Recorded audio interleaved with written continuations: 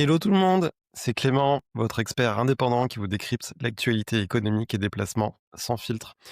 Bienvenue dans ce court épisode du podcast. Aujourd'hui, je vous donne mon avis sur la fameuse taxe Zuckman. On en a beaucoup parlé, entendu parler ces derniers jours, ces dernières semaines, et je voulais vous donner mon avis sans filtre.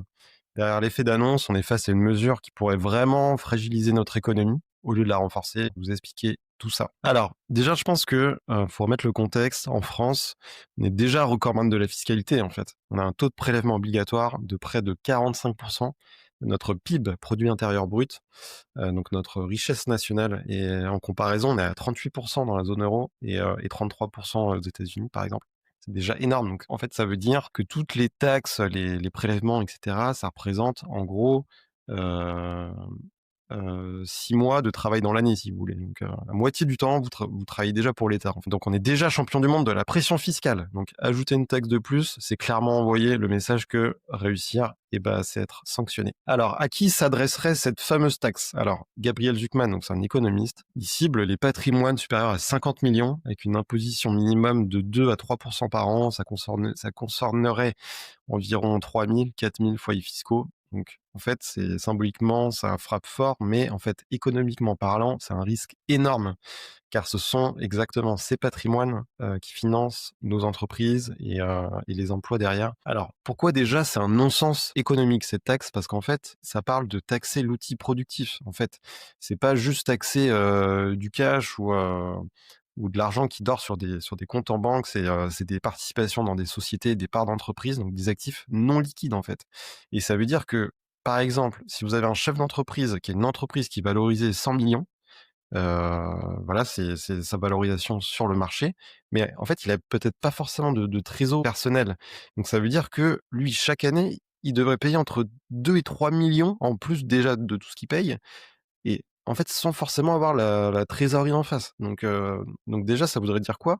Ça voudrait dire que chaque année, il serait contraint de vendre des parts de sa propre société qu'il a créée, qu'il a constituée, et cetera, juste pour payer un impôt en plus. Donc déjà, on fragilise clairement l'outil productif et par ricochet, les salariés, les investissements en France et la croissance. Donc en fait, c'est un peu l'erreur qui avait été commise avec l'ancien ISF.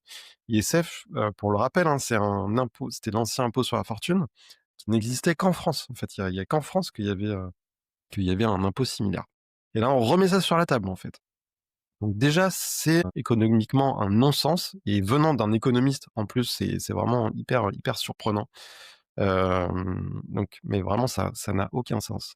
Les effets économiques. Le Conseil de prélèvement obligatoire donc a chiffré à 10 milliards d'euros la sortie de capitaux qu'il y aurait chaque année. À l'époque, on avait mis l'ISF. Donc imagine, c'est vraiment, on parle d'exil fiscal, mais en fait, aujourd'hui, il faut se dire qu'on est dans un monde mondialisé, en fait. Et aujourd'hui, c'est facile entre parenthèses, de délocaliser sa résidence fiscale, que ce soit en Suisse, au Luxembourg, ou dans des pays voisins. Mais voilà, c'est de la perte de capitaux, et des capitaux qui sortent, des investissements perdus.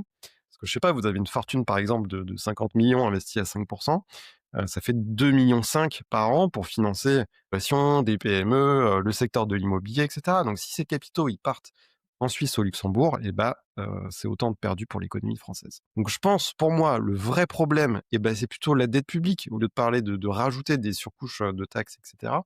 Aujourd'hui, on a une dette publique de plus de 3 000 milliards, en fait.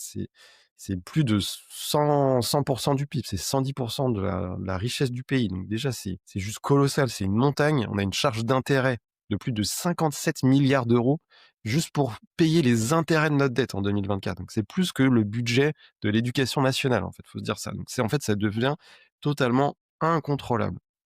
Donc pour moi, le sujet, il est clairement là, et on le voit sur les taux longs, sur l'OAT, 10 ans français, il est à 3,5 aujourd'hui. C'est énorme quand on compare à d'autres pays. On emprunte aujourd'hui plus cher, l'État français, que l'Espagne, que l'Italie, l'Allemagne, j'en parle même pas. Donc on est au niveau de la Grèce, en fait, aux yeux du marché, aux yeux de nos créanciers. Parce qu'en fait, la dette publique, elle est détenue à plus de 50% par des étrangers. Donc finalement, on leur verse des intérêts, et en fait, pour moi, le vrai sujet, il est là. Donc d'abord s'attaquer à cette dette publique, et en fait, on parle juste d'une taxe qui rapporterait quoi? 5-6 milliards par an?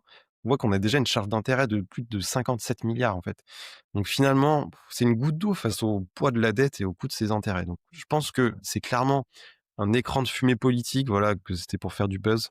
Encore une fois, on fait croire que voilà, taxer les riches, ça va régler tous les problèmes.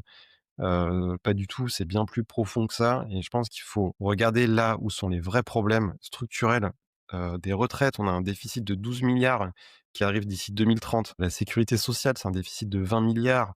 Le chômage, par exemple, l'assurance chômage, enfin voilà, les gros postes de dépenses, ils sont là et aujourd'hui, bah, le pays, il vit à crédit et en déficit et ça, c'est un vrai sujet donc finalement, empiler les taxes, bah, ça fait que masquer l'absence de réforme et je pense qu'il faut des mesures, assez fortes dans ce sens. Mais si on veut redresser la barre, bah, c'est nécessaire et quand on voit que les gouvernements s'enchaînent, que finalement, il y a pas de vrai débat, on n'en parle pas de ces sujets-là et c'est vraiment problématique. La politique, ils sont, pour moi dans le brouillard et personne ne va s'attaquer à ces vrais sujets. Donc voilà, ces tax Zuckman, c'est vraiment une fausse bonne idée, ça pousse les capitaux à l'étranger, ça crée de l'incertitude pour les chefs d'entreprise.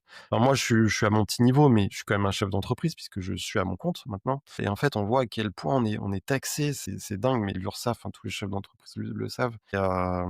C'est l'enfer, c'est très pesant et moi, je discute avec d'autres chefs d'entreprise, ils réfléchissent à: «Est-ce que je délocalise?» Voilà, à d'autres endroits. Voilà, ils sont en pleine incertitude et je trouve que c'est pas un message positif et au contraire, il faudrait s'attaquer à ces vrais problèmes, amener davantage de visibilité. Les chefs d'entreprise, voilà, on investit pour sa propre activité, mais on a besoin de visibilité à moyen, long terme. Finalement, toute cette histoire, ça détourne l'attention, je trouve, du vrai sujet. La dette publique est colossale, hors de contrôle et il faut vraiment s'attaquer à ça. Et pour nous, particuliers, entrepreneurs, la leçon elle est claire face à cette instabilité fiscale, il faut se diversifier, il faut protéger son capital, il faut s'ouvrir à l'international, et ouvrir le champ de possibilités d'investissement qui est énorme et c'est ce qu'on fait au quotidien, avec nos clients, via des solutions comme l'assurance vie en France, au Luxembourg. Vous pouvez, sur de l'assurance vie, vous pouvez acheter des ETF. Je le dis, les ETF, c'est des produits financiers qui répliquent des indices actions et ces indices actions, vous pouvez aller les chercher, en Europe, vous pouvez les chercher aux États-Unis, dans le monde. Ça permet vraiment de se diversifier et alors et ça peut se faire en France, ça peut se faire aussi au Luxembourg, sur l'assurance vie luxembourgeoise où vous sortez vraiment tous vos placements pour les mettre, dans un cadre plus sécurisé. Au Luxembourg parce que vous ne dépendez plus, d'un assureur, français, mais qui est purement, luxembourgeois et vous avez encore plus de possibilités, d'univers de placement. Je sais pas, je dis n'importe quoi, vous voulez faire de la crypto, c'est tout à fait possible, Crédit Lombard, j'en parlais, mais c'est aussi possible. C'est des vrais outils patrimoniaux. Mais voilà, c'est pour dire que en fait et nous on a de plus en plus de demandes en ce sens et je pense que, voilà, c'est pas anodin, c'est sûrement lié à cette incertitude politique et à ces non-sens qu'on entend, je trouve et ça rassure pas. Moi, je suis là pour, voilà, j'essaye d'éclaircir un peu ce sujet et je trouve que voilà, l'important, c'est de se diversifier financièrement parlant, sur de l'immobilier, immobilier en direct, immobilier, pierre papier. Pareil sur les SCPI aujourd'hui, vous pouvez investir en Europe et en fait, il y a des pays, qui repartent beaucoup mieux que la France. Je pense à l'Espagne, à l'Italie qui ont, eux, pour le coup, les agences de notation ont amélioré, la note de leur dette parce qu'en fait, il y a une meilleure dynamique. Ils ont fait les réformes structurelles et on a des acteurs SCPI, donc on échangeait avec Wimo, par exemple, on a fait un super podcast avec eux. Darwin aussi, qu'on a reçu, récemment, mais voilà, ils s'attaquent à l'Europe parce qu'il y a des meilleures opportunités et je trouve que voilà, la règle d'or, c'est toujours se diversifier sur toute zone, géographique, toute classe d'actifs et bien sûr, on est là pour vous accompagner. Je suis là pour vous accompagner si vous avez besoin, si vous avez des questions, mais voilà, je pense que c'était important de faire le point, sur cette taxe et puis j'espère que ça vous aura éclairé sur le sujet. Surtout, hésitez pas, laissez, des commentaires, vos questions.